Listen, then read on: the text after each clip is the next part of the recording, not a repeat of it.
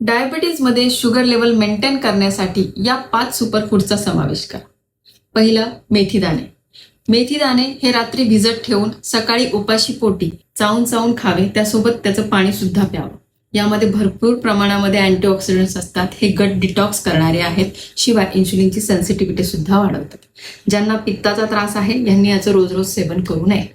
दुसरं, jamun seeds powder, म्हणजे जांभळाचे जी बिया असतात त्याची पावडर. ही जी पावडर आहे ही सुद्धा अतिशय छान डायबिटीजमध्ये काम करते. इन्शुलिनची सेन्सिटिव्हिटी वाढवते. रात्रीचं जे लघवीचं प्रमाण आहे ते ती कमी करते. तर हिचा सुद्धा उपयोग रोज सकाळी उपाशी पोटी 1 चमचा पावडर गरम पाण्यासोबत असं करू शकतो. तिसरं म्हणजे कारलं. कारलं आपल्याला सगळ्यांना माहीत आहे.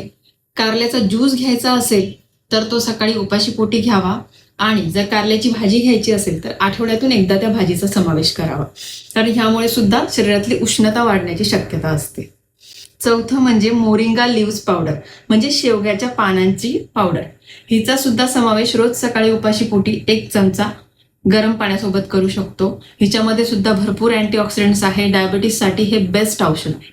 5वं, सगळ्यांचं नोन आवळा हे फ्रूट अतिशय डायबिटीजमध्ये उपयुक्त आहे. भरपूर अँटीऑक्सिडंट्स, व्हिटॅमिन सी रिच, आपल्या ब्लड वेसलला क्लीन करतं, इन्शुलिनचा रेझिस्टन्स कमी करतं. त्यामुळे डायबिटीससाठी हे सुपरफूड आहे. तर ह्याचा समावेश तुम्ही कसा करू शकता? ताज्या आवळ्यांचा रस तुम्ही रोज सकाळी घेऊ शकता, किंवा आवळ्याची पावडर रोज सकाळी गरम पाण्यासोबत सेवन करू शकता.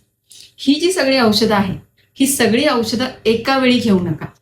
याच्यातले 1 किंवा 2 कॉम्बिनेशनमध्ये रोज वापरा. तुम्ही जर हे 15-20 दिवस किंवा महिनाभर फॉलो केलं तर नक्कीच तुम्हाला तुमच्या शुगर लेवलमध्ये चेंजेस दिसतील.